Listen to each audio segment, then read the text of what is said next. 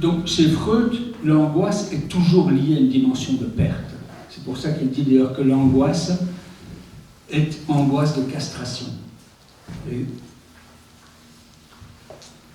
L'équivalent de l'angoisse de castration du côté féminin, c'est l'angoisse de la perte de l'objet d'amour. Alors, Lacan va reformuler ça. L'angoisse est certes toujours liée pour Lacan à une perte, mais sous l'aspect particulier du surgissement de l'objet perdu. Donc, le cas ici dont je viens de vous parler du Courtil rend bien compte de ça. L'angoisse surgit quand surgit le regard. Ce regard qui s'était fixé au moment de la perte. Ce qui fait que pour Lacan, l'angoisse surgit d'un trop de présence d'un objet. De l'objet en tant que perdu et innommable.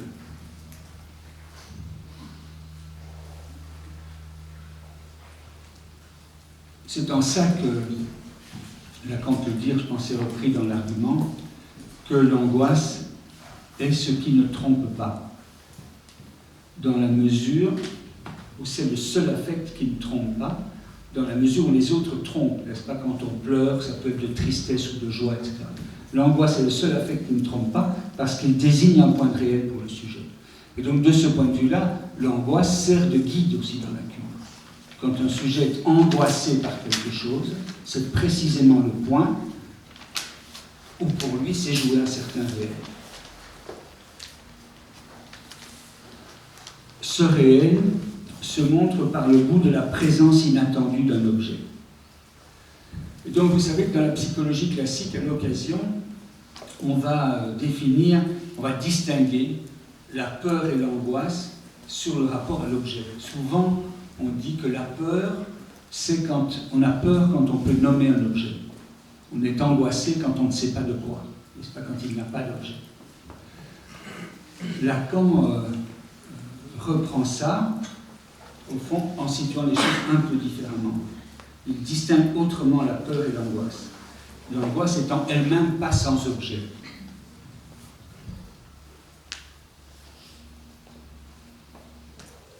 Certes, dans la peur, il y a un objet, mais ce n'est pas l'objet qui compte pour le sujet. C'est plutôt pris dans une dimension d'inconnu. Lacan prend un exemple d'un texte de Tchekhov qui s'appelle Frayeur, ou Peur, si vous voulez, qu'il cite partiellement.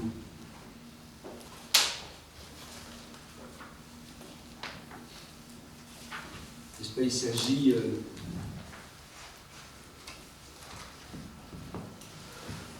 dans ce conte de Tchekhov, il s'agit de sujets qui voient quelque chose d'inexpliqué. N'est-ce pas, par exemple, un sujet qui voit au loin un clocher qui apparaît assez proche, pourtant pour qu'il puisse en voir les détails. Et il voit alors vaciller par la lucarne un étage élevé de l'endroit, un endroit où on ne peut accéder d'aucune façon, une mystérieuse flamme que rien ne permet d'attribuer à aucun reflet. Et le sujet se met à avoir peur.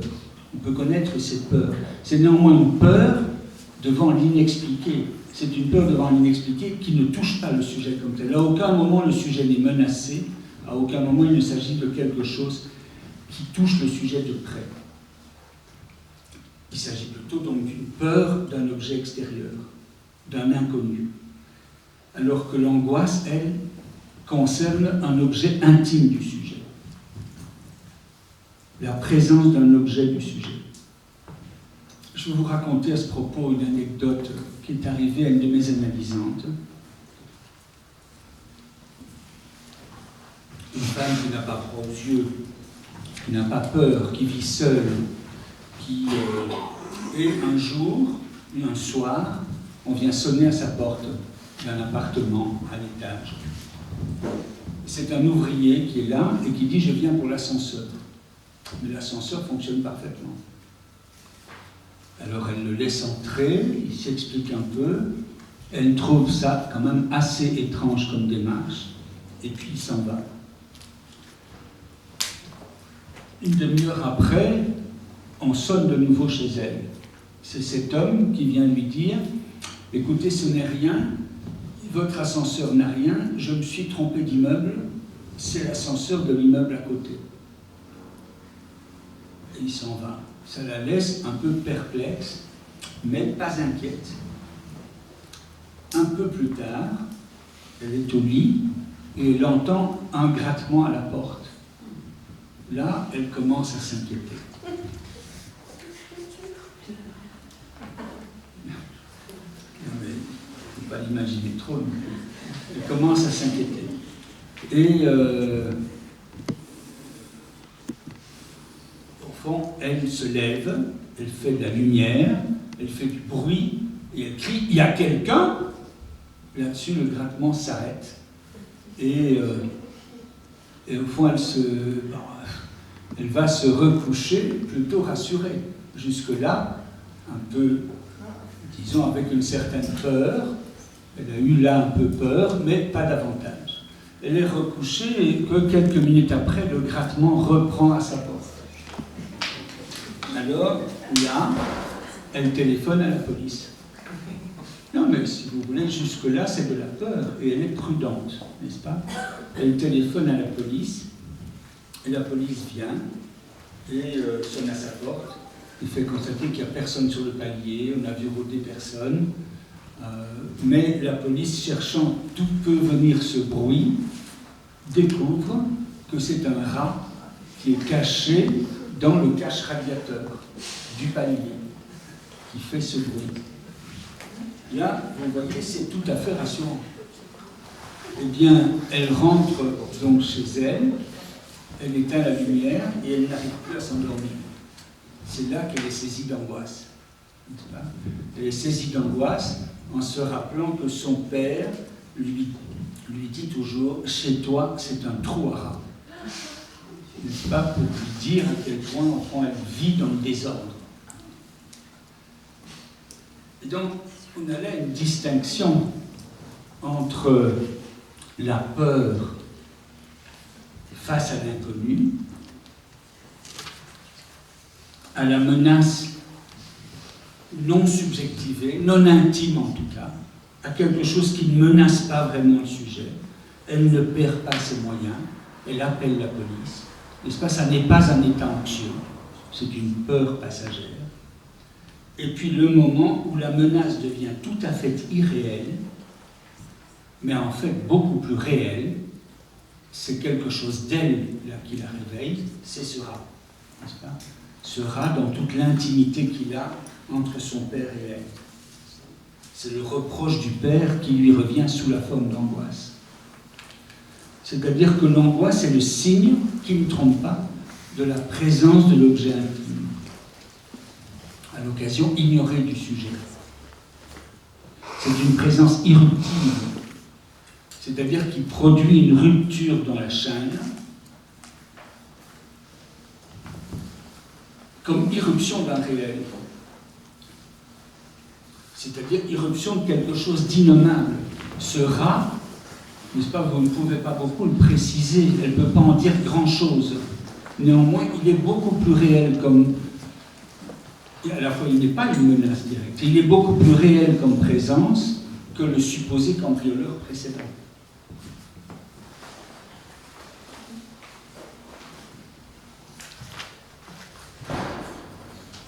L'angoisse, c'est donc l'irruption d'un réel comme à la fois quelque chose de pas tout à fait nommable, pas tout à fait possible à reprendre dans une élaboration, et hors image, faisant irruption dans l'image, comme inquiétante étrangeté. C'est de l'analyse sur laquelle Freud se fonde pour son étude sur l'angoisse, n'est-ce pas? C'est le texte du conte d'Hoffmann, L'inquiétante étrangeté, où le regard se trouve lié à la fois au sexe et à la mort et se détache de l'œil, dans lequel je vous ai présenté du Courtine. C'est également son regard à lui qui lui revient dans la vision, n'est-ce pas? Dans la vision de l'autre qui le voit, dans la vision de l'autre qui le regarde, n'est-ce pas? Dans le regard plutôt qui lui revient de l'extérieur des autres comme potentiellement méchant, il y a son regard à lui au moment où sa mère passe par la fenêtre, n'est-ce pas, qui est présent. La phobie déjà traite l'angoisse, comme je le disais là chez le petit Hans.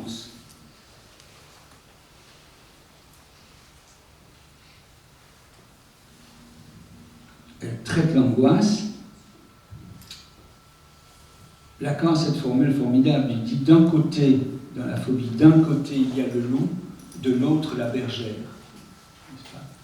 Au fond, ce qui équivoque bien avec ce que je vous évoquais tout à l'heure, des enfants phobiques, notamment de cet enfant qui ne voulait pas aller dormir en entendant le chien qui criait, mais dont le chien lui faisait quand même moins peur que la bergère, sa mère en l'occurrence, n'est-ce pas? C'est qu'en effet, l'angoisse n'est pas seulement liée à la présence d'un objet étrange et intime pour le sujet, à l'irruption d'un objet étrange et intime, mais elle est aussi liée à l'énigme du désir de l'autre, au comment veut-il, à quelle sauce l'autre veut-il me manger. C'est présent d'ailleurs aussi dans l'exemple clinique que je vous donnais du courtil, bien qu'il ne s'agisse d'un cas de psychose dans ce cas-là, mais c'est quand même quand ils me regardent, que me veulent-ils, n'est-ce pas? Je sais bien que je suis grand, je sais bien qu'on me dit que c'est parce qu'on m'admire, mais quand même, pourquoi me regarde-t-on avec autant d'insistance? C'est parce qu'on me veut quelque chose d'autre. Lacan prend à ce propos un exemple assez drôle d'ailleurs dans son séminaire. Il propose à un moment, c'est en tout début de son séminaire, il évoque une petite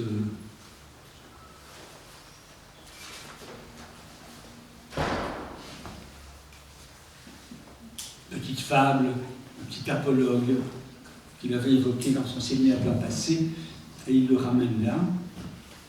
Il dit l'image amusante que j'en avais dressée devant vous pour un instant.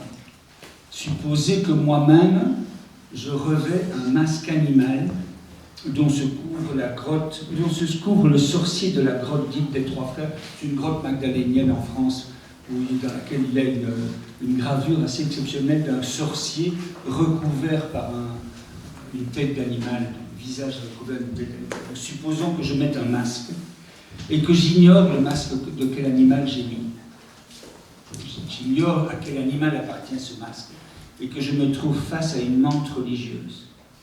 Comme j'ignore le masque que je porte, évidemment j'ai toutes les raisons de pouvoir être inquiet si la menthe religieuse de taille impressionnante, n'est-ce pas, se mettait à considérer que je porte un masque du mal, puisque vous savez que les menthes religieuses mangent la tête du mal au moment de la copulation.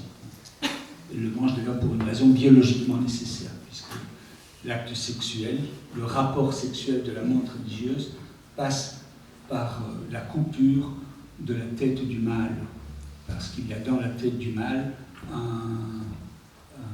une glande inhibitrice de